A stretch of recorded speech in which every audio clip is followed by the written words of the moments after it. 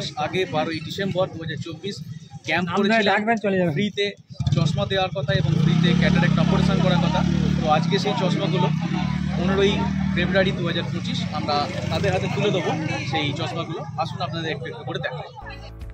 গত 12ই ডিসেম্বর 2024 বিনামূল্যে চোখের ক্যাম্প হয়েছিল, যেখানে বলা হয়েছিল বিনামূল্যে পাওয়ার চশমা প্রদান করা হবে। আজ আমরা গ্রামের প্রান্তিক মানুষদের হাতে সেই চশমা তুলে দিলাম। গ্রাহাম বেল সেন্টারের এই উদ্যোগে আজ সামিল হয়েছিল প্রাক্তন পঞ্চায়েত প্রধান ও বিশেষ সমাজসেবী। গ্রাহাম বেল সেন্টার আপনাদের পাশে আছে, পাশে থাকবে।